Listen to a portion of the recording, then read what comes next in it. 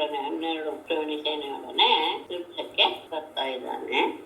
ಆ ಸಂದರ್ಭದಲ್ಲಿ ಯಾರ್ಯಾರ ಜೊತೆ ಯುದ್ಧ ಆಯ್ತು ಅಂತ ಹೇಳಿ ಆದ್ಮೇಲೆ ಅಲ್ಲಿ ಕೃಷ್ಣ ತನ್ನ ಶಾಂಗ ಧನಸ್ಸಿನಿಂದ ಶಂಕರ ಅಲ್ಲಿ ನಗರದ ರಕ್ಷಕನಾದ್ದರಿಂದ ಆತನ ಅನ್ಯಾಯಿಗಳ ಎಲ್ಲರೂ ಇದ್ರಲ್ಲ ಭೂತ ಪ್ರೇತ ಬ್ರಹ್ಮಕ ದೂಷಕ ಎಲ್ಲರನ್ನು ತನ್ನ ಶಾಂಗ ಧನಸ್ಸಿನಿಂದ ಬಾಣಗಳನ್ನು ಪ್ರಯೋಗ ಮಾಡಿ ಎಲ್ಲರನ್ನೂ ಸಹ ಅನೇಕವಾದಂತಹ ಶಂಕರನ ಅಂಶರನ್ನು ವಿಶೇಷವಾಗಿ ಹೇಳ್ತಾರಲ್ಲ, ಭೂತ ಪ್ರಮಥ ಪುಷ್ಯಕ ದಾಕ್ಷಿಣಿ ಯಾತುಧಾನ. ಆ ಯಾತುಧಾನ ಅನ್ನೋದೊಂದು ಅಸುರರ ಒಂದು ಗುಂಪು. ವೈತಾಲ, ವಿನಾಯಕರು, ಪ್ರೇತಗಣ, ಮಾತೃಗಣ, ಪಿಶಾಚ, ಕೂಷ್ಮಾಂಡ, ಬ್ರಹ್ಮರಾಕ್ಷ ಎಲ್ಲರನ್ನು ತನ್ನ ಅಂಗದಂಶದಿಂದ ಹೊರಹೊಮ್ಮಿದ ಬಾಣಗಳಿಂದ ಎಲ್ಲರನ್ನು ಓಡಿಸಿಬಿಟ್ಟ ದ್ರಾವಯಾಮ. ಆಮೇಲೆ ಶಂಕರನು ಸಹ ಪರಮಾತ್ಮನ ಮೇಲೆ ಅನೇಕ ರೀತಿಯ ಶಸ್ತ್ರಗಳನ್ನೆಲ್ಲ ಪ್ರಯೋಗ ಮಾಡಿದ. ಅದಕ್ಕೆಲ್ಲವೂ ಸಹ ವಿರುದ್ಧವಾದಂತಹ ಅಸ್ತ್ರಗಳನ್ನು ಪ್ರಯೋಗ ಮಾಡಿ ಪರಮಾತ್ಮಕ್ಕೆ ಬ್ರಹ್ಮಾಸ್ತ್ರ, ವಾಯುವಾಸ್ತ್ರಕ್ಕೆ ಬೃಹತಾಸ್ತ್ರ, ಆಗ್ನೇಯಕ್ಕೆ ಭಸ್ತ್ರ, ಆಗ್ನೇಯಕ್ಕೆ ಪರ್ಜನ್ಯಾಸ್ತ್ರ, ಭಾಗವತಾಸ್ತ್ರಕ್ಕೆ ಕನ್ನನಾರಾಯಣಾಸ್ತ್ರವನ್ನು ಪ್ರಯೋಗ ಮಾಡಿ ಅದನ್ನೆಲ್ಲರೂ ಅದಾದ್ಮೇಲೆ ಜುಂಬನಾಸ್ತ್ರವನ್ನು ಪ್ರಯೋಗ ಮಾಡಿ ಮಹಾದೇವನನ್ನ ಯುದ್ಧದಿಂದ ವಿಮುಖನನ್ನಾಗಿ ಅಂದ್ರೆ ಅವನ ಆ ಕಡೆ ನಿದ್ರೆ ಮಾಡುವ ರೀತಿಯಲ್ಲೇ ಆತನನ್ನ ಸುಮ್ಮನಾಗಿಸಿದ ಪರಮಾತ್ಮ.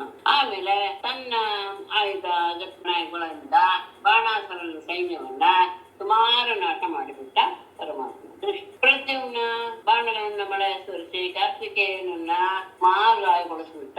ತನ್ನ ವಾಹನವಾದ ನರೇಂದ್ರ ಮೇಲೆ ಕುಳಿತು ಅದರಿಂದ ಓಡಿ ಹೋಗ್ಬಿಟ್ಟು ಬಲರಾಮ ಕುಂಭಾಂಡ ಮತ್ತು ಕೋರ್ಪಕರ್ಣ ಎನ್ನುವಂತಹ ಬಾಣನ ಮಂತ್ರಗಳನ್ನ ಹೀಗೆ ಎಲ್ಲರೂ ಸಹ ಕೃಷ್ಣನ ಸೈನ್ಯದಿಂದ ತನ್ನ ಸೇನೆಯಲ್ಲೂ ಸಹ ನಾಶವಾಗ್ತಾ ಇರೋದನ್ನು ನೋಡಿ ಬಾಣಾಸುರನಿಗೆ ಬಹಳ ಕೋಪ ಬಂದ್ಬಿಡ್ತು.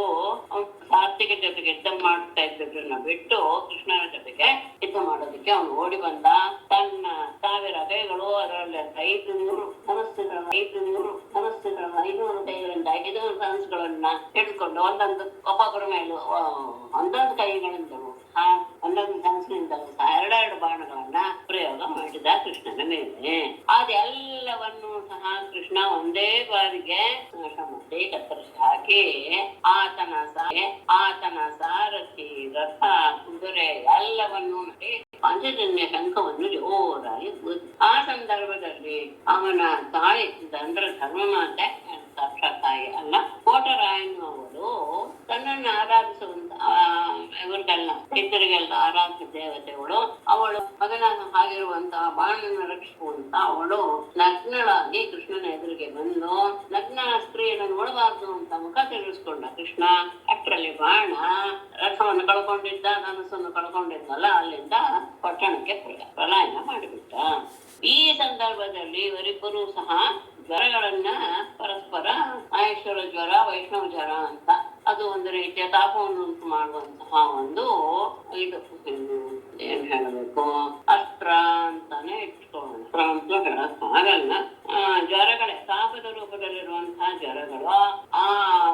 ಯಾವಾಗ ಮಾಹೇಶ್ವರ ಜ್ವರವನ್ನ ಶಂಕರ ಪರಮಾತ್ಮನ ಪ್ರಯೋಗ ಮಾಡಿದ್ನ, ಕೃಷ್ಣನು ಸಹ ವೈಷ್ಣವ ಜ್ವರವನ್ನು ಪ್ರಯೋಗ ಮಾಡಿದ.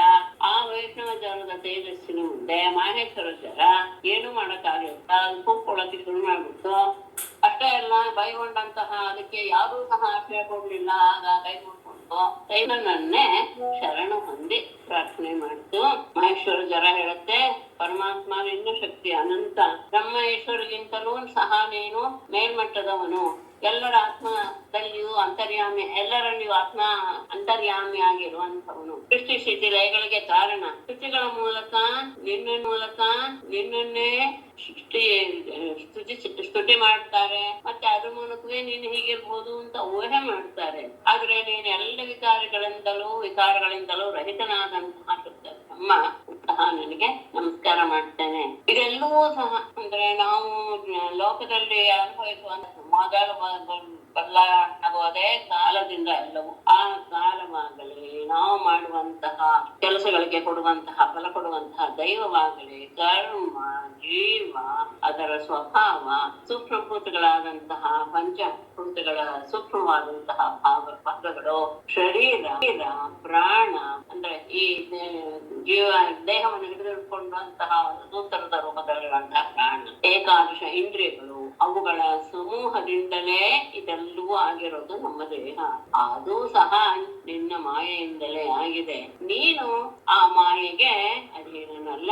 ಹೌದು ಸಹ ನೀನು ಅಲ್ಲ ಅಲ್ಲ ಅಂತ ನೀನು ನನಗೆ ಅಲ್ಲದೆ ಇರುವಂತಹ ಇನ್ನೊಂದು ಶುದ್ಧವಾದಂತಹ ವಸ್ತುವೇ ನೀನಾಗಿದೀಯ.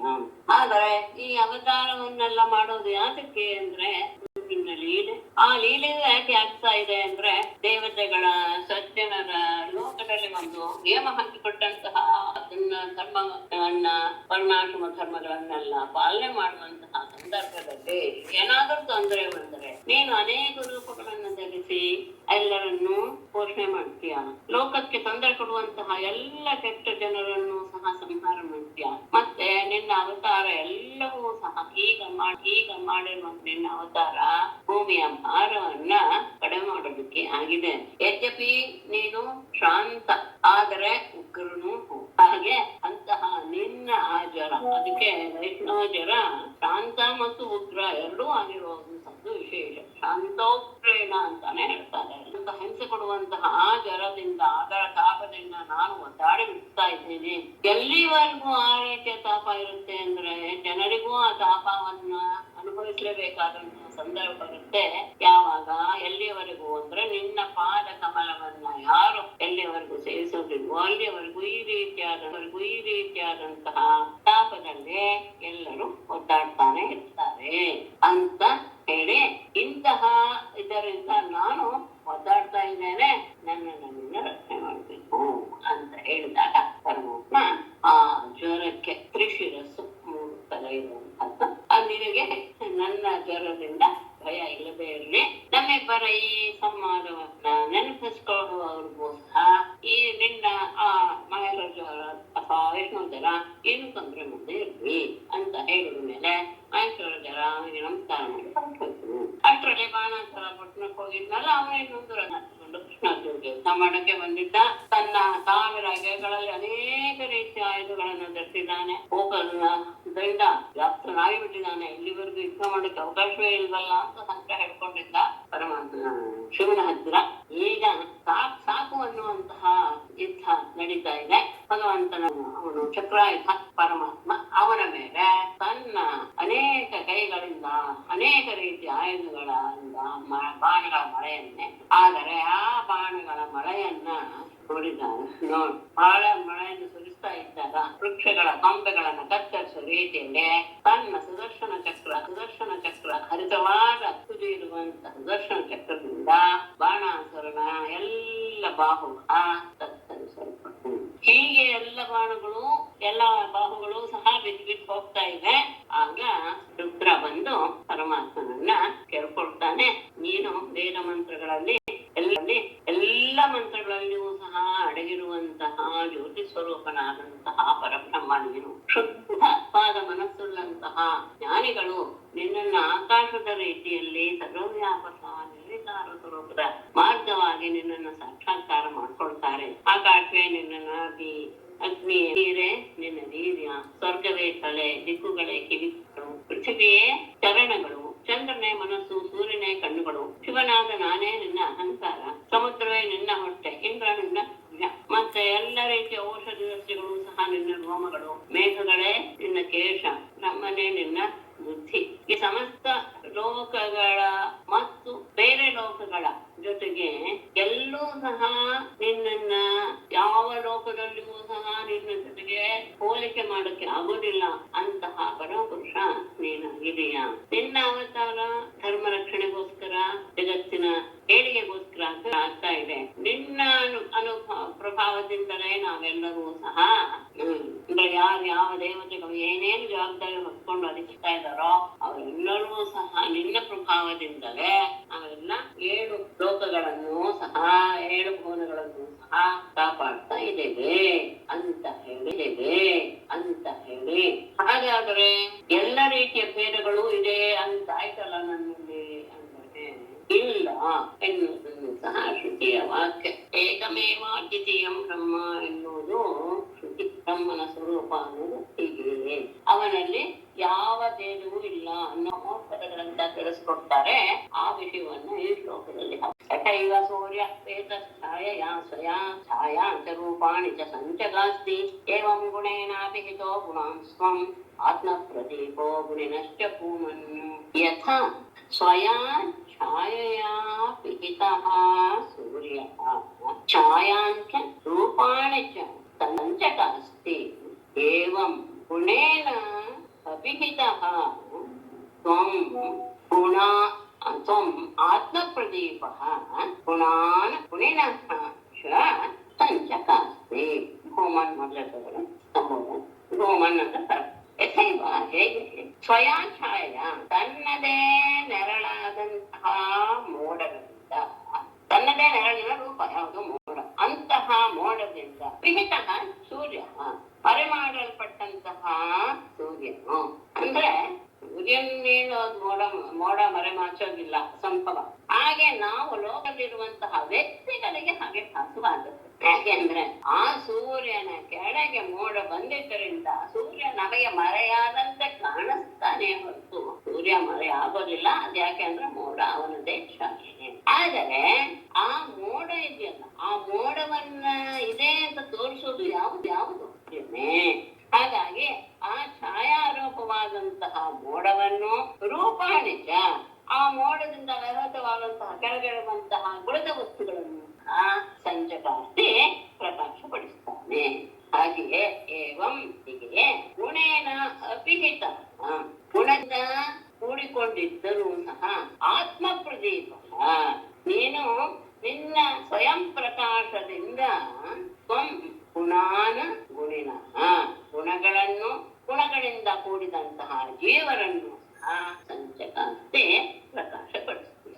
ಹೇಗೆ ಸೂರ್ಯ ತನ್ನ ನೆರಳಾದಂತಹ ಮೋಡಗಳಿಂದ ಮುಚ್ಚಿ ಹೋಗ್ತಾನೆ ಅಂತ ಭಾಸವಾಗ್ತಾನೆ, ಆದ್ರೆ ಮೋಡವನ್ನಾಗ್ಲಿ ಮೋಡದ ಈ ಕಡೆ ಇರುವಂತಹ ಎಲ್ಲ ವಸ್ತುಗಳನ್ನಾಗಲಿ ಅವನೇ ಪ್ರಕಾಶಪಡಿಸುದು. ಹಾಗೇನೆ ನೀನು ಸ್ವಯಂ ಪ್ರಕಾಶ ಆದ್ರೂ ಸಹ ಗುಣದಿಂದ ಮುಚ್ಚಿ ಹೋಗ್ತೀಯ ಅಂತ ಅನ್ಕೊಳ್ತೀವಿ. ಆದ್ರೆ ಗುಣದಲ್ಲಿ ಜೀವಾತ್ಮದಲ್ಲಿ ಇತ್ತುಕೊಂಡು, ಜೀವಿಗಳಲ್ಲಿ ಅಂತರ್ಯಾನ ಆಗಿ ಇತ್ತುಕೊಂಡು ಎಲ್ಲ ಗುಣಗಳನ್ನು ಗುಣಾಭಿಮಾನಿಗಳಾದಂತಹ ಜೀವಿಗಳನ್ನು ಸಹ ನೀನೇ ಪ್ರಕಾಶಪಡಿಸ್ತೀಯ. ಯನ್ಮಾಯಾಮೋಹಿತರ್ಯ ಪುತ್ರದಾರ ಗೃಹಾದಿಷು ಉನ್ಮಜ್ಜಂತಿ ನಿಮಜ್ಜಂತಿ ಪ್ರಸಕ್ತಾಃ ರುಚಿರಾರ್ಣವೇ. ಯನ್ಮಾಯಾ ಮೋಹಿತಧಿಯಃ ಪುತ್ರದಾರ ಗೃಹಾದಿಷು ಪ್ರಸಕ್ತಾಃ ಪ್ರಜನಾರ್ಣವೇ ಉನ್ಮಜ್ಜಂತಿ ನಿಮಜ್ಜಂತಿ. ಮಾಯೆಗೆ ಅಧೀನನಾಗಿಯೇ ಈ ಸಂಸಾರ ಅನ್ನೋದು ಹೋಗ್ತಾನೆ ಇರುತ್ತೆ. ಯಾಕೆ ಅಂದ್ರೆ ಯನ್ಮಾಯಾ ಮೋಹಿತಧಿಯ ಯಾವ ನಿನ್ನ ಮಾಯೆಯಿಂದ ಮೋಹಗೊಂಡಂತಹ ಬುದ್ಧಿಯುಳ್ಳದ ಜನರು ಪುತ್ರದಾರ ಗೃಹಾದಿಷು ನಮ್ಮ ತಾಯಿ, ನನ್ನ ಹೆಂಡತಿ, ಇದು ನನ್ನ ಮನೆ ಇತ್ಯಾದಿ ವಿಷಯಗಳಲ್ಲಿ ಪ್ರಸಕ್ತ ತಮ್ಮನ್ನ ತೊಡಗಿಸಿಕೊಂಡು ಅಂದ್ರೆ ಅದರಲ್ಲಿಯೇ ತಮ್ಮ ಆಸಕ್ತಿಯನ್ನ ಪ್ರಕಟಪಡಿಸ್ತಾ ರುಜಿನಾರ್ಣವೇ ದುಃಖವೆಂಬ ಸಮುದ್ರದಲ್ಲಿ ಉನ್ಮಜ್ಜಂತಿ ನಿಮಜ್ಜಂತಿ ಅದರಲ್ಲಿಯೇ ತೇಲ್ತಾರೆ, ಅದರಲ್ಲಿಯೇ ಮುಳುಗ್ತಾರೆ. ಕೆಲವರು ಆಳವಾಗಿ ಮುಳುಗು ಬಿಡ್ತಾರೆ, ಕೆಲವರು ತೇಲ್ತಾರೆ. ಆ ತೇಲುವವರು ಸ್ವಲ್ಪ ಬುದ್ಧಿ ಬಂದು ಉತ್ತಮವಾದಂತಹ ಸ್ಥಾನಕ್ಕೆ ಹೋಗುವುದು. ಎಲ್ಲ ನಿನ್ನ ಮಾಯೆಯಿಂದ, ಮಾಯೆಗೆ ಆಶ್ರಯ ನೀನೇನೆ. ಆ ಮಾಯೆಗೆ ಆಶ್ರಯವಂತ ನೀನು ಎಲ್ಲರನ್ನೂ ಮೋಹಗೊಳಿಸ್ತೀಯ. ನಿನಗೆ ಆ ಸಂಸಾರ ಎನ್ನುವುದು ಏನು ಮಾಡೋದಿಲ್ಲ. ಆದ್ರೆ ಉಳಿದವರಿಗೆ ಅವರು ತಮ್ಮ ಬಂಧುಗಳ ಬಗ್ಗೆ, ಪತ್ನಿ ಪುತ್ರರ ಬಗ್ಗೆ, ಮನೆಗಳ ಬಗ್ಗೆ, ಐಶ್ವರ್ಯದ ಬಗ್ಗೆ ಮೋಹಗೊಂಡು ಇದೇ ಸುಖ ಅಂತ ಭಾವಿಸಿ ದುಃಖದ ಸಾಗರದಲ್ಲಿ ತೇಲ್ತಾರೆ, ನೋಡ್ತಾನೆ. ಆದರೆ ದೇವದತ್ತಮಿಮಂ ಲಬ್ಧ್ವಾ ದುರ್ಲೋಕಂ ಅಜಿತೇಂದ್ರಿಯಃ ಯೋನಾದ್ರಿಯೇತ ತತ್ಪಾದೋ ಸಸೋಚ್ಯಃ ಹಿ ಆತ್ಮವಂಚಕಃ. ದೇವದತ್ತಂ ಇಮಂ ಲಬ್ಧ್ವಾ ದೇವದತ್ತಮಿಮಂ ದುರ್ಲೋಕಂ ಲಬ್ಧ್ವಾ ಅಜಿತೇಂದ್ರಿಯಃ ಯಃ ತತ್ಪಾದೋ ನಾದ್ರಿಯೇತ ನ ಆದ್ರಿಯೇತ ಸಹ ಶೋಚ್ಯಃ ಆತ್ಮವಂಚಕಃ ಹಿ. ದೇವದತ್ತಂ ದೇವ ಸ್ವರೂಪನಾದ ಅಂದ್ರೆ ಕರ್ಮಗಳಿಗೆ ಎಲ್ಲರಿಗೂ ಸಹ ಒಡೆಯನಾದಂತಹ ನಿನ್ನಿಂದ ದತ್ತಂ ಕೊಡಲ್ಪಟ್ಟ ಇಮಂ ನೃಲೋಕಂ ದತ್ತತ್ವ, ಈ ಮನುಷ್ಯ ದೇಹವನ್ನ ಪಡೆದು ಅಜಿತೇಂದ್ರಿಯ, ಯಾರು ಇಂದ್ರಿಯಗಳನ್ನ ನಿಗ್ರಹ ಮಾಡದೇನು, ಯಹ ತ್ವತ್ಪಾದೋ ನದ್ರೇತ, ಯಾರು ನಿನ್ನ ಪಾದಗಳನ್ನ ಹಚ್ಚೋದಿಲ್ಲವೋ ಸಹ ಅವನು ನಿಜವಾಗಿಯೂ ಶೋಚ್ಯ, ಅತ್ಯಂತ ಶೋಚನೀಯವಾದಂತಹ ವ್ಯಕ್ತಿ ಆಗ್ತಾನೆ. ಅಷ್ಟೇ ಅಲ್ಲ, ಆತ್ಮವಂಚಕ. ಅವನು ತನ್ನಿಗೆ ತಾನೇ ಮೋಸ ಮಾಡ್ಕೊಳ್ಳುವವನು, ವಂಚಿಸ್ಕೊಳ್ತಾ ಇದ್ದಾನೆ ಅಂತ. ಏನ್ರೆ ಪರಮಾತ್ಮನಾದ ನೀನು ಕೊಟ್ಟಿರುವಂತಹ ಈ ಅಂದ್ರೆ ಕರ್ಮದ ಭಾವದಿಂದಲೇ, ಆದ್ರೆ ನಮ್ಮ ಪುಣ್ಯದಿಂದಲೇ ಅಲ್ಲ, ಯಾವುದೋ ಪರಮಾತ್ಮನ ಅನುಗ್ರಹದಿಂದಲೇ ನಾವು ಮನುಷ್ಯ ಜನ್ಮವನ್ನು ಪಡ್ಕೊಂಡಿದ್ದೀವಿ. ಯಾವ ಒಂದು ಪುಣ್ಯಶೇಷದಿಂದ ಪರಮಾತ್ಮನ ಅನುಗ್ರಹದಿಂದ ಇಂತಹ ನರದೇಹವನ್ನು ಪಡೆದಿದ್ರು ಸಹ ಯಾವ ಮನುಷ್ಯ ಇಂದ್ರಿಯಗಳನ್ನ ಜಯಿಸದೆ ಇದ್ದು ನಿನ್ನ ಪಾದಗಳನ್ನ ಅದರದ್ದೇ ತಾನು ನಿಜವಾಗಿಯೂ ಸಹ ಶೋಚನೀಯ, ಹೀಗಿದಾನಲ್ಲ ಅಂತ ಎಲ್ಲರೂ ಒಂದ್ ರೀತಿ ಅವನ ಬಗ್ಗೆ ದಿವಕ್ಷೆ ಪಡುವಂತಹ ಜನ್ಮವಾಗುತ್ತೆ. ಅಷ್ಟೇ ಅಲ್ಲ, ಅವನು ನಿಜವಾಗಿಯೂ ಆತ್ಮದ್ರೋಹಿಯು ಅಂತ. ಸ್ವಾಮಿ ಸೃಜತೆ ಮರ್ತ್ಯ ಆತ್ಮಾನಂ ಪ್ರಿಯಮೇಶ್ವರಂ ವಿಪರ್ಯೇಂದ್ರಿಯಾರ್ಥಾರ್ಥಂ ವಿಷಂ ಅಸ್ತಿ ಅಮೃತಂ ತ್ಯಜನ್. ಯಃ ಮರ್ತ್ಯಃ ಆತ್ಮಾನಂ ಪ್ರಿಯಂ ಈಶ್ವರಂ ವಿಪರ್ಯೇಂದ್ರಿಯಾರ್ಥಾರ್ಥಂ ವಿಸೃಜತೆ ಸಹ ಅಂತ ತಗೊಳ್ಬೇಕು. ಸಹ ವಿಷಂ ಅಮೃತಂ ತ್ಯಜನ್ ವಿಷಂ ಅಸ್ತಿ. ಯಾವ ಮರ್ತ್ಯಃ ಮನುಷ್ಯನು ಆತ್ಮಾನಂ ಆತ್ಮಸ್ವರೂಪನಾದ ಪ್ರಿಯಂ ಅತ್ಯಂತ ಪ್ರೀತಿಪಾತ್ರನಾದ ಈಶ್ವರಂ ಒಡೆಯನಾದಂತಹ ಎಲ್ಲದಕ್ಕೆ ಪ್ರಿಯನಾದಂತಹ ನಿನ್ನನ್ನ ಯಾದಕ್ಕೆ ಬಿಡ್ತಾನೆ? ವಿಪರ್ಯಯ ಇಂದ್ರಿಯ ಅರ್ಥಾರ್ಥಂ, ಇದಕ್ಕೆ ವಿರುದ್ಧವಾದಂತಹದ್ದು ಅಂದ್ರೆ ಅನಾತ್ಮವಾದ, ಅಪ್ರಿಯವಾದ, ಅಸ್ವತಂತ್ರವಾದಂತಹ ಇಂದ್ರಿಯದ ವಿಷಯವನ್ನ ಯಾರು ಸೇವಿಸುವುದಕ್ಕೋಸ್ಕರ ವಿಸರ್ಜನೆ ನಿನ್ನನ್ನ ಬಿಟ್ಟು ಬಿಡುತ್ತಾನೋ ತ್ವಾಂ ಕೊಡ್ತಾನೆ. ವಿಪರ್ಯೇಂದ್ರಿಯಾರ್ಥಾರ್ಥಂ ತ್ವಾಂ ವಿಸೃಜತೆ ಸಹ ಅವನು ಅಮೃತಂ ತ್ಯಜನ್, ಅವನ ಅಮೃತವನ್ನು ಬಿಟ್ಟು ವಿಷಂ ಅಗ್ನಿ, ವಿಷವನ್ನು ತಿಂತಾ ಇದ್ದಾನೆ ಅಂತ. ತನ್ನದೇ ಆತ್ಮಸ್ವರೂಪ, ಅವನು ತಮಗೆ ಅತ್ಯಂತ ಪ್ರೀತಿಪಾತ್ರ, ಅವನು ಮತ್ತೆ ಒಡೆಯ, ಎಲ್ಲರಿಗೂ ಸ್ವತಂತ್ರ. ಅಂತಹ ನಿನ್ನನ್ನ ಬಿಟ್ಟು ಅದಕ್ಕೆ ವಿರುದ್ಧವಾದಂತಹ ಅನಾತ್ಮವಾದ, ಅಪ್ರಿಯವಾದಂತಹ, ಅಸ್ವತಂತ್ರವಾದಂತಹ ಇಂದ್ರಿಯ ವಿಷಯದ ವಸ್ತುಗಳಿಗೋಸ್ಕರ ಯಾವನು ಬಯಕೆ ಪಡ್ತಾನೋ ಅವನು ನಿಜವಾಗಿಯೂ ಸಹ ಅಮೃತವನ್ನು ಬಿಟ್ಟು ವಿಷ ತಿಂತಾ ಇದ್ದಾನೆ ಅಂತ. ಯಾಕೆ ಅಂದ್ರೆ ಇಂಥವರಾದ್ದರಿಂದಲೇ ಅವನು ಶೋಚನೀಯನಾಗ್ತಾನೆ, ಅವನು ಆತ್ಮದ್ರೋಹಿಯೂ ಆಗ್ತಾನೆ ಅಂತ ಹಿಂದೆ ಹೇಳಿದ್ದಕ್ಕೆ ಕಾರಣೀಭೂತರಾಗಿ ಇತ್ತು. ಆದರೆ ಅಹಂ ಬ್ರಹ್ಮಾರ್ಥಯುಪದಾಹ ಮುನಿಯಶ್ಚ ಅಮಲಾಶಯಾಃ ಸರ್ವಾತ್ಮನ ಪ್ರಪನ್ನಾಃ ತ್ವಾಂ ಆತ್ಮಾನಂ ಪ್ರೇಷ್ಠಂ ಈಶ್ವರಂ. ಅಹಂ ಬ್ರಹ್ಮ ಅಥ ವಿಬುಧಾಃ ಅಮಲಾಶಯಾಃ ಮುನಯಃ ಸರ್ವಾತ್ಮನ ಆತ್ಮಾನಂ ಪ್ರೇಷ್ಠಂ ಈಶ್ವರಂ ತ್ವಾಂ ಪ್ರಪನ್ನಾಃ. ಅಹಂ ನಾನು ಬ್ರಹ್ಮ, ಚತುರ್ಮುಖ ಸೃಷ್ಟಿಕರ್ತನಾದಂಥ ಬ್ರಹ್ಮ, ತಥಾ ಅಲ್ಲದೆ ವಿಬುಧಾಃ ಉಳಿದ ದೇವತೆಗಳು, ಅಮಲಾಶಯಾಃ ಅತ್ಯಂತ ಸ್ವಚ್ಛವಾದ ಮನಸ್ಸುಳ್ಳಂತಹ ಮುನಯ ಋಷಿಮುನಿಗಳೆಲ್ಲರೂ ಸಹ ಸರ್ವಾತ್ಮನ ಎಲ್ಲ ಪ್ರಕಾರದಿಂದಲೂ ಸಹ ಆತ್ಮಾನಂ ಆತ್ಮಸ್ವರೂಪನಾದ ಪ್ರೇಷ್ಠಂ ಅತ್ಯಂತ ಪ್ರೀತಿಪಾತ್ರನಾದ ಈಶ್ವರಂ ಒಡೆಯನಾದಂತಹ ನಿನ್ನನ್ನ ನಿನ್ನನ್ನ ಪ್ರಪನ್ನ ನಾವು ಶರಣು ಹೊಂದಿದ್ದೇವೆ. ನಾನು ನಮ್ಮ ದೇವತೆಗಳು ಅತ್ಯಂತ ಪರಿಶುದ್ಧ ಮನಸ್ಸುಳ್ಳಂತಹ ಮುನಿಗಳೆಲ್ಲರೂ ಸಹ ತಮ್ಮದೇ ಆತ್ಮನೇನು ಎಲ್ಲರಿಗೂ ಅತ್ಯಂತ ಪ್ರೀತಿಪಾತ್ರನಾದವನು ಈಶ್ವರ ಅಂತಹ ನಿನ್ನನ್ನ ಸರ್ವಭಾವದಿಂದಲೂ ಸಹ ನಾವು ಶರಣಾಗಿ ಬಿಟ್ಟಿದ್ದೇವೆ.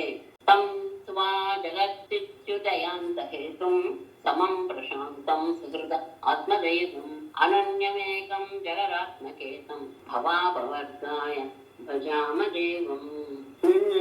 ಯಾವ ಉದ್ದೇಶದಿಂದ ನಾವೆಲ್ಲ ಆರಾಧಿಸ್ತೀವಿ ಅಂದರೆ ಜಗಸ್ಥಿತಿ ಉದಯಾಂತ ಹೇತುಂ ಸಮಂ ಪ್ರಶಾಂತಂ ಸುಹೃತ್ ಆತ್ಮದೈವಂ ಅನನ್ಯಂ ಏಕಂ ಜಗರಾತ್ಮಕೇತಂ ತಂ ಸ್ವಾದೇವಂ ತಂ ದೇವಂ ಭವಾಪವರ್ಗಾಯ ಜಗತ್ ಸ್ಥಿತಿ ಉದಯ ಅಂತ ಜಗತ್ತಿನ ಸೃಷ್ಟಿ ಸ್ಥಿತಿ ಮತ್ತು ಸಂಹಾರ ಇದಕ್ಕೆಲ್ಲ ಕಾರಣೀಭೂತನಾದ ತಂ ದೇವಂ ತ್ವಾ ಎಲ್ಲ ಅವನಿಗೆ ಸಮಂ ಎಲ್ಲರ ವಿಷಯದಲ್ಲಿಯೂ ಸಹ ಸರ್ವ ಸಮಯಾರ ಬಗ್ಗೆಯೂ ಸಹ ನಿನಗೆ ಸ್ಥಿರಭಾವ ಅನ್ನೋದಿಗೆ ಪ್ರಶಾಂತಂ ಪ್ರಶಾಂತನಾದ ಸಹೃತ್ ಎಲ್ಲರಿಗೂ ಮಿತ್ರನಾದಂತಹ ಆತ್ಮದೈವಂ ಆತ್ಮನೂ ಹೌದು ದೈವವೂ ಅಂದ್ರೆ ಸಜಾತೀಯ ವಿಜಾತೀಯ ಭೇದರಹಿತನಾದಂತಹ ಅನನ್ಯಂ ಅಷ್ಟೇ ಅಲ್ಲ ಸ್ವಗತ ಭೇದವೂ ಇಲ್ಲದೆ ಇರುವಂತಹ ಏಕಂ ಒಬ್ಬನೇ ಆದಂತಹ ಜಗದಾತ್ಮಕೇತಂ ಜಗತ್ತಿಗೂ ಮತ್ತು ಈ ಜೀವಾತ್ಮರಿಗೂ ಸಹ ಅಧಿಷ್ಠಾನವಾದಂತಹ ದೇವಂ ದೇವನಾದ ತಂ ಸ್ವ ಅಂತಹ ನಿನ್ನನ್ನ ನಾವು ಅಪವರ್ಗ ಈ ಸಂಸಾರದ ಬಿಡುಗಡೆಗೋಸ್ಕರ ನಾವು ಭಜಾಮ ಭಜಿಸ್ತೇನೆ. ನೀನು ಜಗತ್ತಿನ ಉತ್ಪತ್ತಿ ಸ್ಥಿತಿ ಉತ್ಪತ್ತಿ ಇಲ್ಲಿ ಸ್ಥಿತಿ ಉತ್ಪತ್ತಿ ಮತ್ತು ಅಂತ್ಯ ಎಲ್ಲದಕ್ಕೂ ಕಾರಣೀಭೂತನಾಗಿದೆಯಾ. ಎಲ್ಲರ ವಿಷಯ ಎಲ್ಲರ ಬಗ್ಗೆಯೂ ಅಷ್ಟೇ ಅಲ್ಲ, ಎಲ್ಲ ಕಡೆ ನೀನು ಒಂದೇ ರೀತಿಯಾಗಿದೆಯಾ. ಅದು ಉತ್ಪನ್ನ ಎಲ್ಲದೂ ಹೌದು, ಎರಡೂ ಹೌದು. ಎಲ್ಲರಲ್ಲಿಯೂ ಸಮ ಎಲ್ಲ ಕಡೆ ಒಂದೇ ರೀತಿಯಾಗಿದೆ. ಪ್ರಶಾಂತಂ ಅತ್ಯಂತ ಶಾಂತನಾದಂಥವನು ಎಲ್ಲರಿಗೂ ಸಹ ಸುಹೃತ್. ಅದು ತುಂಬಾ ಅದ್ಭುತವಾದದ್ದು. ಸುಹೃತ್ ಅಂದ್ರೆ ಶೋಭನಂ ಹೃದಯಂ, ಅತ್ಯಂತ ಪವಿತ್ರವಾದಂತಹ ಹೃದಯವುಳ್ಳವನು ಅಂದ್ರೆ ಎಲ್ಲರಿಗೂ ಸಹ ನೀನು ಅತ್ಯಂತ ಬೇಕಾದವನು ಮಿತ್ರನಾದವನು. ಆತ್ಮ ದೈವ ನೀನೆಲ್ಲ ಆತ್ಮ ಸ್ವರೂಪನು ಎಲ್ಲರಲ್ಲಿಯೂ ಅಂತರ್ಯಾಮಿ ಆಗಿದ್ಯಾ. ಅಷ್ಟೇ ಇಲ್ಲ, ಈಶನು ಅಂದ್ರೆ ಸಜಾತಿಯೂ ಇಲ್ಲ ವಿಜಾತಿಯೂ ಇಲ್ಲ, ಎರಡೂ ರಹಿತವಾದಂತಹ ಈಶಾನಿ. ಅನನ್ಯಂ ಅನ್ಯ ಅನ್ನೋದು ಇಲ್ಲವೇ ಇಲ್ಲ ಅಂದ್ರೆ ಸ್ವಗತ ಭೇದವೂ ಇಲ್ಲದೆ ಇರುವಂತಹ ಏಕಂ ಒಬ್ಬನೇ ಆದ ಜಗದಾತ್ಮಕೇತಂ ಜಗತ್ತಿಗೂ ಜೀವಾತ್ಮರಿಗೂ ಎಲ್ಲರಿಗೂ ಸಹ ಕೇತಂ ಆಶ್ರಯಸ್ಥಾನವಾದಂತಹ ದೇವಂ ದೇವನಾದಂತಹ ಅಂತಂ ಅಂತಹ ನಿನ್ನನ್ನ ಅಪವರ್ಗಾಯ ಈ ಪ್ರಪಂಚದಿಂದ ಬಿಡುಗಡೆಗೋಸ್ಕರ ಭಜಿಸ್ತೇನೆ. ಹಾಗಾಗಿ ಈಗ ನಾನೇನ್ ಕೇಳ್ಕೊಳ್ತಿದ್ದೀನಿ, ಅಯಮ್ಮಮೇಷ್ಟೋ ದಯಿತೋನುವರ್ತಿ ಮಯಾ ಭಯಂ ದತ್ತ ಮನುಷ್ಯರೇವ ಸಂಪಾದ್ಯತಾಂ ತದ್ಭವತಃ ಪ್ರಸಾದಃ ಯಥಾ ಹಿತೆ ದೈತ್ಯಪತೌ ಪ್ರಸಾದಃ ಏವಂ ಅಯಂ ಮಮ ಇಷ್ಟಃ ದಯಿತಃ ಅನುವರ್ತಿ ಅಮುಷ್ಯ ಮಯಾ ಅಯಂ ದತ್ತಂ ತದ್ ಭವತಃ ಪ್ರಸಾದಃ ಸಂಪಾದ್ಯತಾಂ ಯಥಾ ದೈತ್ಯಪದೌ ತೇ ಪ್ರಸನ್ನ. ದೇವ ಪರಮಾತ್ಮನೇ ಅಯಂ ಈ ವರ್ಣಾಕರನು ಮಮ ಇಷ್ಟ ನನಗೆ ಬಹಳ ಪ್ರೀತಿ ಪಾತ್ರನಾದವನು. ಅಷ್ಟೇ ಅಲ್ಲ ಅವನು ದೈತ ಅಂತ ನನಗೆ ಯೋಗ್ಯವಾದಂತಹ ರೀತಿಯಲ್ಲಿ ನಡೆದುಕೊಳ್ಳುವವನು. ಅನುವರ್ತಿ ನನ್ನನ್ನು ಅವನು ಸಹ ಅನುಸರಿಸ್ತಾ ಇರ್ತಾನೆ ಅಂತ ನನ್ನ ದಯೆಗೆ ಪಾತ್ರನಾದಂತಹ ವ್ಯಕ್ತಿ. ಹಾಗಾಗಿ ಮಯ ಅಮುಷ್ಯ ಅಭಯಂ ನಾನೇ ಅವನಿಗೆ ಅಭಯವನ್ನು ಸಹ ಕೊಟ್ಟಿದ್ದೇನೆ. ಹಾಗಾಗಿ ತತ್ ಆದ್ದರಿಂದ ಭವತಃ ಪ್ರಸಾದ ಸಂಪಾದಿತ ನಿನ್ನ ಅನುಗ್ರಹವೂ ಸಹ ಅವನಲ್ಲಿ ಉಂಟಾಗಿ. ನಿನ್ನ ಅನುಗ್ರಹವು ಅವನಿಂದ ಸಂಪಾದಿಸಲ್ಪಡಲಿ ಅಂದ್ರೆ ನಿನ್ನ ಅನುಗ್ರಹವು ಅವನಿಗೆ ಉಂಟಾಗಲಿ. ಹೇಗೆ ದೈತ್ಯ ಪದವು ಇವನ ಹಿಂದಿನ ಉತ್ತಾತನಾದಂತಹ ಪ್ರಹ್ಲಾದನ ವಿಷಯದಲ್ಲಿ ಪ್ರಸಾದ ನಿನ್ನ ಅನುಗ್ರಹ ಆಯಿತು, ಅದೇ ರೀತಿಯಾಗಿ ಇವನ ಮೇಲೂ ಸಹ ನೀನು ಅನುಗ್ರಹ ತೋರಿಸು. ಇವನು ನನಗೆ ಬಹಳ ಬೇಕಾದಂತಹ ವ್ಯಕ್ತಿ, ನನ್ನ ದಯೆಗೆ ಪಾತ್ರನಾಗಿದ್ದಾನೆ. ತಾನೇ ಅವನಿಗೆ ಅಭಯವನ್ನು ಕೊಟ್ಬಿಟ್ಟಿದ್ದೇನೆ, ಮತ್ತೆ ಅವನನ್ನು ಯಾವಾಗಲೂ ಸಹ ಆರಾಧಿಸ್ತಾ ಇರ್ತಾನೆ. ಹಾಗಾಗಿ ನೀನು ಸಹ ಅವನಿಗೆ ನಿನ್ನ ಅನುಗ್ರಹವನ್ನ ಕೊಡು. ಹೇಗೆ ಇವನ ದೈತ್ಯಪತಿಯಾದಂತಹ ಪ್ರಹ್ಲಾದನ ವಿಷಯದಲ್ಲಿ ನೀನು ಅನುಗ್ರಹ ತೋರಿಸಿದೆಯೋ ಹಾಗೇನೆ ಇವನು ಸಹ ಉಂಟು ಮಾಡು. ಶ್ರೀ ಭಗವಾನ್ ಉವಾಚ ಯದಾರ್ಥ ಭಗವಾನ್ ಸ್ವನ್ನಃ ಕರವಾಮ ಪ್ರಿಯಂತವ ಅವತೋ ಯದ್ಗವಸಿತಂ ತನ್ಮೇ ಸಾಧ್ವನುಮೋದಿತಂ. ಭಗವನ್ ಯತ್ ಆರ್ಥ ತ್ವತ್ ತ್ವಂ ಯತ್ ಆರ್ಥ ತವ ಪ್ರಿಯಂ ಕರವಾಮ ಭವತಃ ಯತ್ ವ್ಯವಸಿತ ವರಂ ತತ್ ಮೇ ಸಾಧು ಅನುಮೋ. ಭಗವನ್ ಪರಮಾತ್ಮನೇ ರುದ್ರನೇ, ತ್ವಂ ಯತ್ ನೀನು ಏನನ್ನ ಹೇಳಿದೆಯೋ ತವ ಪ್ರಿಯಂ ಕರವಾಮ, ಅಂತಹ ನಿನಗೆ ಪ್ರಿಯವಾದದ್ದನ್ನೇ ನಾವು ಸಹ ಮಾಡ್ತೇವೆ. ಅಷ್ಟೇ ಅಲ್ಲ, ಭವತಃ ಯತ್ ವ್ಯವಸಿತಂ, ನೀನು ಏನನ್ನ ಮನಸ್ಸಿನಲ್ಲಿ ನಿಶ್ಚಯ ಮಾಡಿದ್ದೆಯೋ ತತ್ ಅದನ್ನು ಸಹ ಮೇ ಸಾಧು ಅನುಭೂತಂ, ಅದು ಸರಿ ಅನ್ನುವ ದೃಷ್ಟಿಯಿಂದರೆ ನಾನು ಸಹ ಅದೇ ರೀತಿಯಲ್ಲಿ ಅವನ ಅಂದ್ರೆ ತೋಳುಗಳನ್ನೆಲ್ಲ ಕತ್ತರಿಸುವಂತಹ ಕೆಲಸವನ್ನ ನಾನು ಮಾಡಿದೆ. ನೀನು ಮನಸ್ಸಿನಲ್ಲಿ ನಿರ್ಧಾರ ಮಾಡಿದ್ದೆ, ನಿನ್ನ ತೋಳುಗಳ ಬಗ್ಗೆ ಬರ್ತಾನೆ ಇತ್ಯಾದಿ ರಸಗಳು ಯಾವಾಗ ಬೀಳುತ್ತೋ ಅಂತ ಬರ್ತಾನೆ ಅಂತ ಹೇಳಿದ್ದೆಲ್ಲ ನೀನು ಏನನ್ನ ಅವನಿಗೆ ಹೇಳಿದ್ಯೋ, ನಿಶ್ಚಯ ಮಾಡಿದ್ಯೋ ಅದೇ ರೀತಿಯಾಗಿ ಅದು ಸರಿ ಅಂತಾನೆ ನಾನು ಸಹ ಹೋಗ್ತೇನೆ. ಅಷ್ಟೇ ಅಲ್ಲ, ಇವನನ್ನ ಕೊಲ್ಲುವಂತಹ ಭಾವನೂ ನನಗಿಲ್ಲ. ಯಾಕೆ ಅಂದ್ರೆ ಅವಧ್ಯೋಯಂ ಮಮಾಪ್ಯೇಷಃ ವೈರೋಚನಿಸ್ತೋ ಸುರಃ ಪ್ರಹ್ಲಾದಾಯ ವರೋ ದತ್ತಃ ನವಧ್ಯೋ ಮೇ ತವಾನ್ವಯಃ ಮಮಾಪಿ ಏಷಃ ಅವಧ್ಯಃ ವೈರೋಚನೆ ಮಮಾಪಿ ಏಷಃ ವೈರೋಚನೆ ಸುತಃ ಸುರಃ ಅವಧ್ಯಃ ಪ್ರಹ್ಲಾದಾಯ ವರಹ ದತ್ತಃ ತವಾನ್ವಯ ತವ ಅನ್ವಯ ಮೇ ನ ವದ್ಧ ಮಮಾಪಿ ನನಗೂ ಸಹ ಏಷಃ ವೈರೋಚನೆ ಸುತಃ ಅಸುರಃ.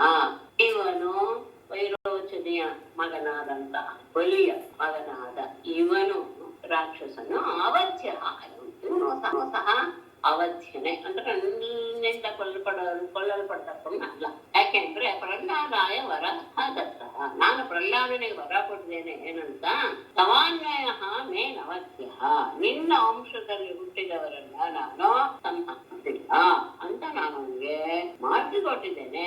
ಹಾಗಾಗಿ ಇವನು ಬಲಿಯ ಮಗ, ಪ್ರಹ್ಲಾದನ ವಂಶದವನು, ಪ್ರಹ್ಲಾದನಿಗೆ ಕೊಟ್ಟ ಮಾತಿನಂತೆ ಇವನನ್ನು ಸಹ ನಾನೇನು ವಧೆಯನ್ನ ಮಾಡೋದಿಲ್ಲ.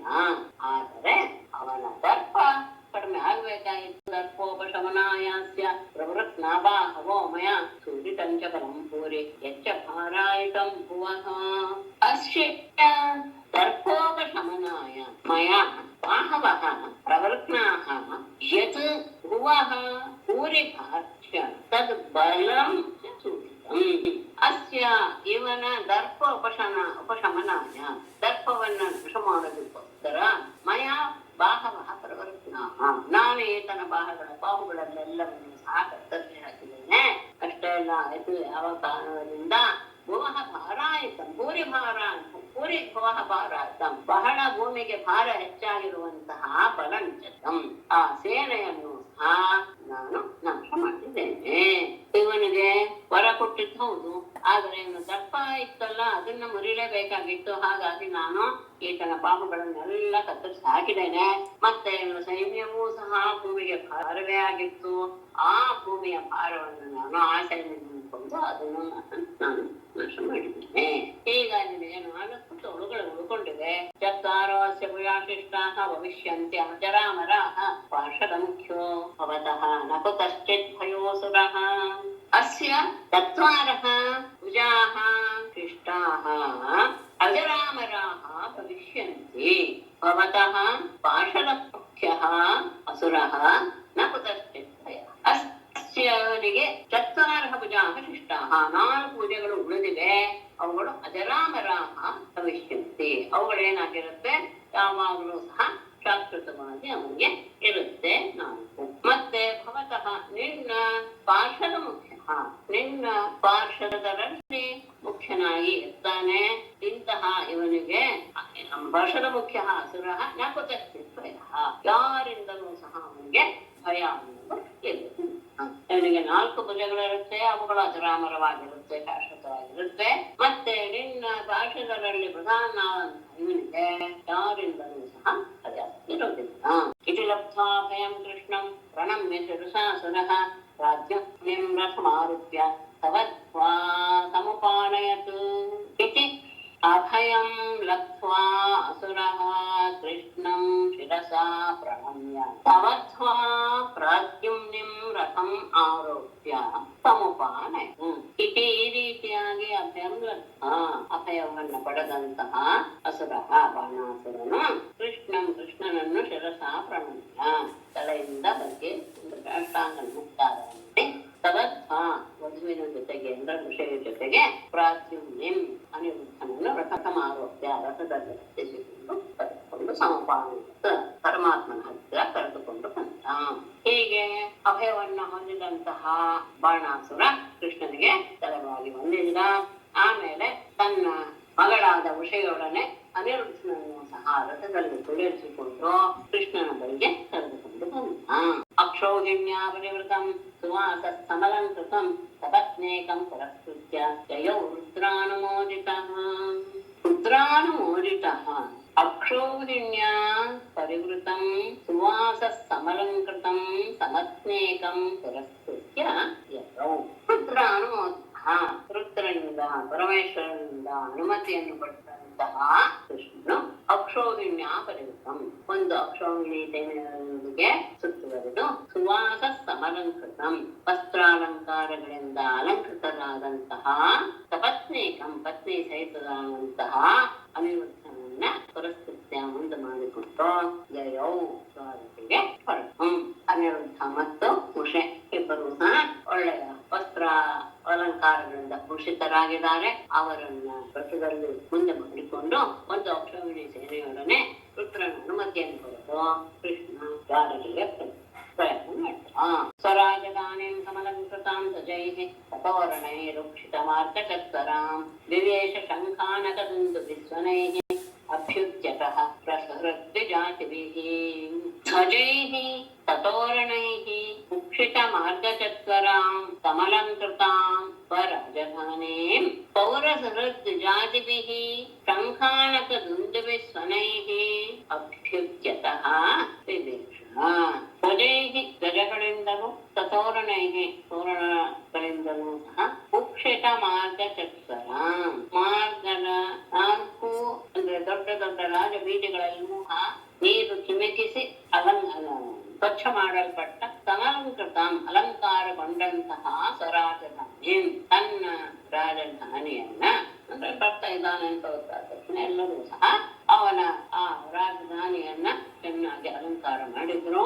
ಅಂತಹ ಆ ರಾಜಧಾನಿಯನ್ನ ಪೌರ ಸುಹೃತ್ ವಿಜಾತಿಭಿಹಿ ಪಟ್ಟಣದ ಜನರು ದೇವತೆಗಳು ಬ್ರಾಹ್ಮಣರೇ ಮೊದಲಾದವರಿಂದಲೂ ಶಂಖ ಆನಕ ದುಂಡು ವಿಸ್ವನಕ್ಕೆ ಶಂಖ ಮೃದಂಗ ಬೇರಿಗಳ ಧ್ವನಿಗಳೊಂದಿಗೆ ಅದ್ವಿತೀಯತಃ ಎದುರುಗೊಂಡಂತಟ್ಟಾಗಿ ವಿವೇಶ ಪ್ರವೇಶ ಬರ್ತಾನೆ ಅನ್ನೋದು ಗೊತ್ತಾದಾಗ ಎಲ್ಲ ಬೀದಿಗಳಲ್ಲಿಯೂ ಸಹ ಸ್ವಚ್ಛ ಮಾಡಿ ಅಲಂಕಾರ ಮಾಡಿದ್ರು ಧ್ವಜ ತೋರಣಗಳಿಂದ. ಆ ರೀತಿಯಾದಂತಹ ಅಲಂಕೃತಗೊಂಡಂತಹ ತನ್ನ ದ್ವಾರಕಾ ನಗರವನ್ನ ಪೌರರು ದೇವತೆಗಳು ಬ್ರಾಹ್ಮಣರಿಂದ ಮತ್ತು ಶಂಖ ಆನಕ ದುಂದುಗಳ ಧ್ವನಿಗಳಿಂದ ಕೂಡಿ ಎಲ್ಲರೂ ಎದುರುಗೊಂಡಂತಹ ಒಳಗೆ ಅವನ್ನ ಪ್ರವೇಶ ಮಾಡಿದ. ಏವಂ ಕೃಷ್ಣ ವಿಜಯಂ ಶಂಕರೇಣ ಚ ಸಂಯುಗಂ ಸಂಸ್ಮರೇತ್ ಪ್ರಾತರುತ್ಥಾಯ ನ ತಸ್ಯ ಸ್ಯಾತ್ ಪರಾಜಯಃ. ಯಃ ಶಂಕರೇಣ ಸಂಯುಗಂ ಏವಂ ಕೃಷ್ಣ ವಿಜಯಂ ಪ್ರಾತಃ ಉತ್ಥಾಯ ಸಂಸ್ಮರೇತ್ ತಸ್ಯ ಪರಾಜಯಃ ನ ಸ್ಯಾತ್. ಯಃ ಯಾರು ಸಂಯುಗಂ ಆ ಕಥೆಯನ್ನು ಸಹ ಪ್ರಾತಃ ಉತ್ಥಾಯ ಬೆಳಗಿನ ಹೊತ್ತು ಎದ್ದು ಕೂಡಲೇ ಸಂಸ್ಮರೇತ್ ಸ್ಮರಿಸುವಂತಹ ವ್ಯಕ್ತಿಗೆ ತಸ್ಯ ಅದನಿಗೆ ಪರಾಜಯ ನ ಸ್ಯಾತ್ ಯಾವ ಕೆಲಸದಲ್ಲಿಯೂ ಸಹ ಸೋಲು ಎನ್ನುವುದು ಅವರಿಗೆ. ಇದೇ ರೀತಿಯಾಗಿ ಕೃಷ್ಣನ ವಿಜಯ ಶಂಕರನ ಜೊತೆಗೆ ಆದಂತಹ ಯುದ್ಧದ ಪ್ರಸಂಗ ಎಲ್ಲವನ್ನೂ ಸಹ ಪ್ರಾತಃಕಾಲದಲ್ಲಿ ಯಾವ ವ್ಯಕ್ತಿ ಎದ್ದು ಸ್ಮರಿಸ್ತಾನೋ ಆತನಿಗೆ ಪರಾಜಯ ಎನ್ನುವುದು ಆಗುವುದೇ ಎನ್ನುವ. ಏವಂ ಕೃಷ್ಣ ವಿಜಯಂ ಶಂಕರೇಣ ಚ ಸಂಯುಗಂ ಸಂಸ್ಮರೇತ್ ಪ್ರಾತರುತ್ಥಾಯ ನ ತಸ್ಯ ಸ್ಯಾತ್ ಪರಾಜಯಃ.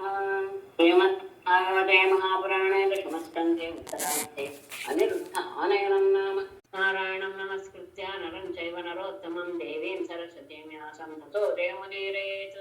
ಸರ್ವೇ ಭವಂತು ಸುಖಿನಃ ಸರ್ವೇ ಸಂತು ನಿರಾಮಯಾಃ ಸರ್ವೇ ಭದ್ರಾಣಿ ಪಶ್ಯಂತು ಮಾ ಕಶ್ಚಿತ್ ದುಃಖಭಾಗ್ ಭವೇತ್. ಧನ್ಯವಾದಗಳು. ಧನ್ಯವಾದಗಳು. ನಮಸ್ತೆ.